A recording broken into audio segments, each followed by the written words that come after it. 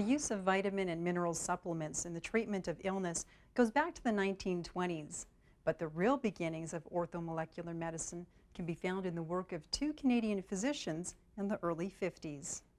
In 1952, Dr. Abram Hoffer and his partner, Dr. Humphrey Osmond, began treating schizophrenics with high doses of niacin, or vitamin B3, which, according to their study, helped double the number of recoveries in 1 year. We developed a theory, and our theory was that in the body of the schizophrenic person there was a compound which had the properties of LSD or mescaline, but which was similar in structure to adrenaline. It occurred to me that if we were to use niacin, vitamin B3, and vitamin C together, we would then prevent the body from making this particular compound. We were seeing recoveries that were totally unexpected. Nobel Prize-winning chemist Dr. Linus Pauling came up with the name orthomolecular, ortho meaning correct or normal.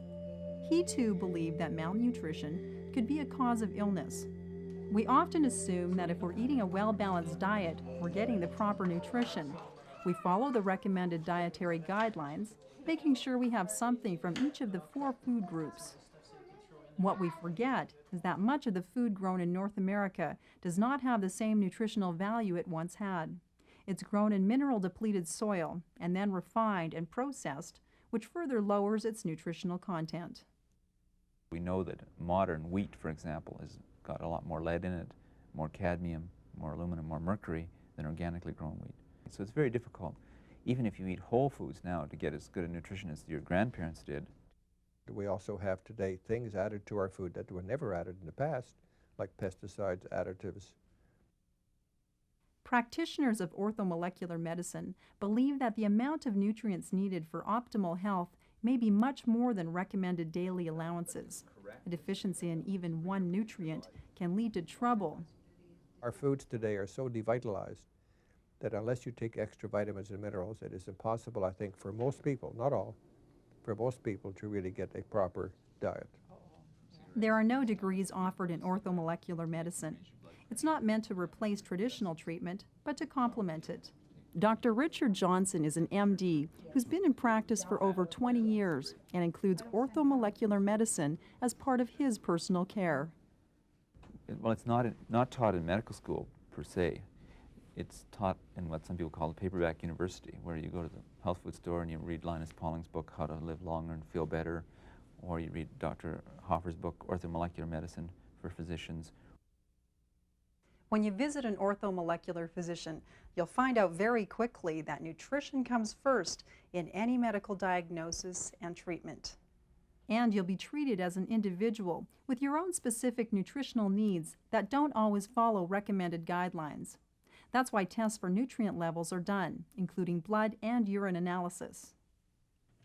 You'll also be tested for food allergies and sensitivities and exposure to any chemicals. When they first come in, like any physician, I find out what's wrong, take their history, take their nutritional history, and also take their allergy history. It's very important to know whether these are factors or not. I want to know what they eat for breakfast, lunch, and supper. I want to know what supplements they take, what diseases run in their family, because it gives me clues to what to look for.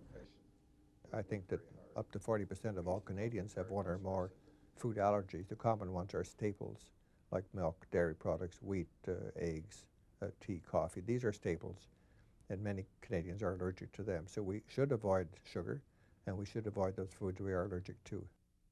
Once a diagnosis has been made, the first step in treatment is creating a healthier diet. Junk food, sugar, food additives are out. Whole food, high in fiber and low in fat, is in. A change in diet may not always be enough, and that's when nutritional supplements are prescribed. They may be injected, but more often are taken orally, usually in very high doses. I start with B3, and usually it has to be 3 to 6 grams per day. I always added vitamin C because none of us can make enough, and we all need it, so I think it's the most important anti-stress vitamin there is.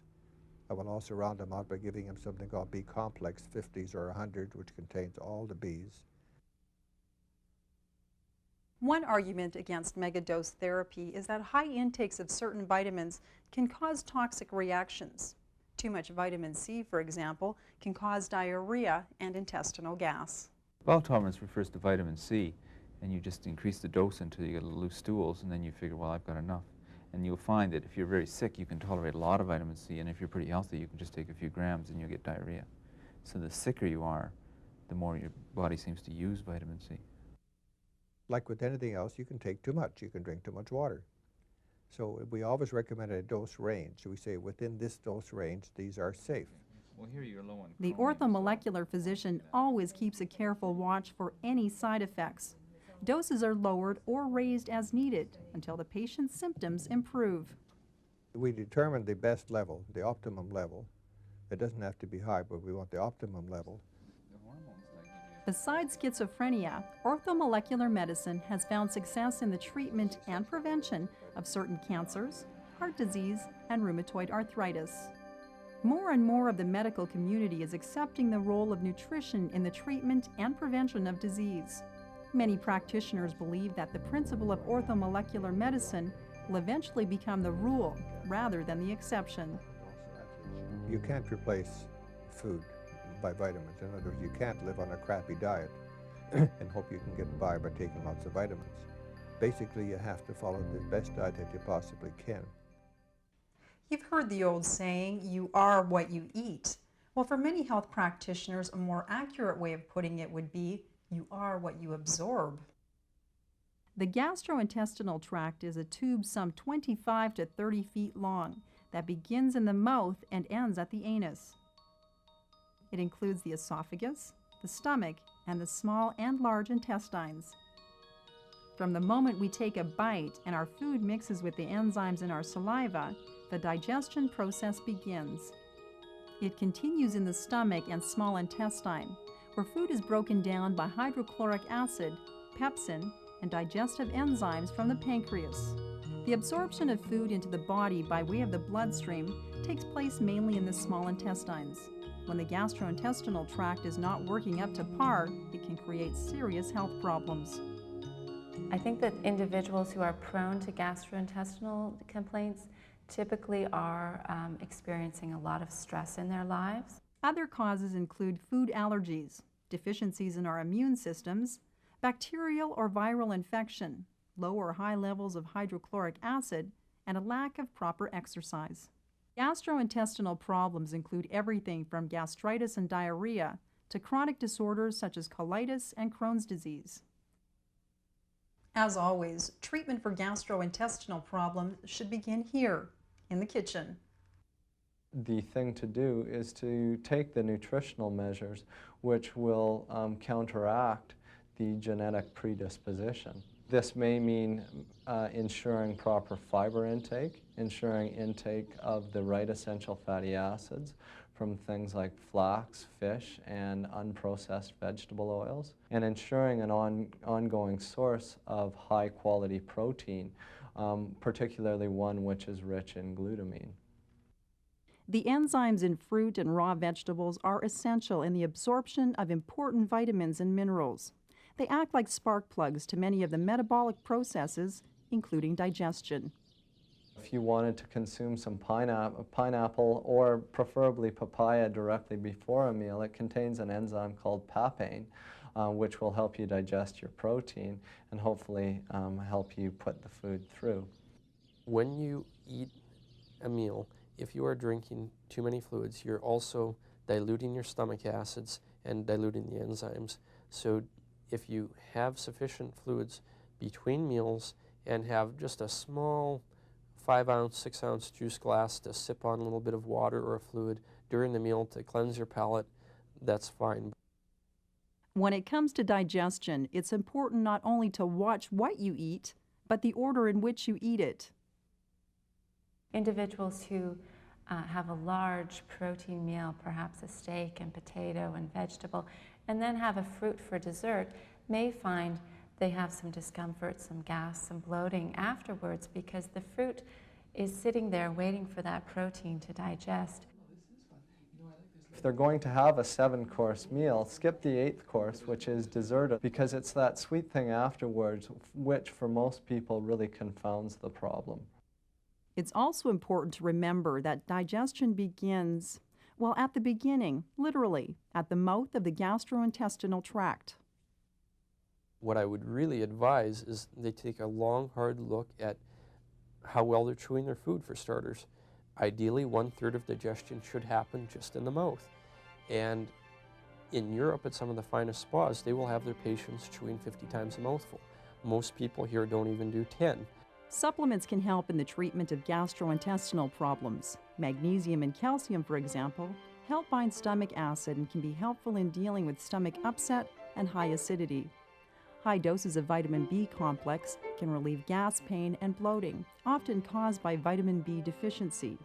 The supplement acidophilus can be helpful in the treatment of stomach pain while also fighting infection. If someone is going out and they know they're going to be eating a large, varied meal, one of the best things that they can do is to take a supplemental digestive enzyme. And many people find that this dramatically helps them break stuff down and put it through their stomach.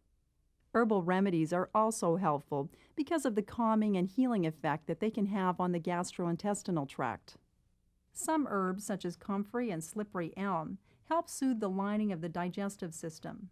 Chamomile and marigold act as anti-inflammatories, while peppermint and valerian help relieve gas in the lower abdomen. Whole leaf aloe vera juice can help soothe and heal stomach cramps caused by peptic ulcers. There is an herb known as cat's claw or unadagato, which is extremely effective at reducing inflammation in the gut. And several people have had very, very good success using this herb. Care in the kitchen can go a long way in the treatment and prevention of gastro disorders. Eat 5 small meals a day instead of 3 big ones, and try to eat in a pleasant, relaxed atmosphere to make digestion that much easier. And remember, natural methods of healing and well-being work best when they're part of a holistic approach to every aspect of your life and lifestyle. I hope you'll join us again as we take another journey together to a place beyond medicine.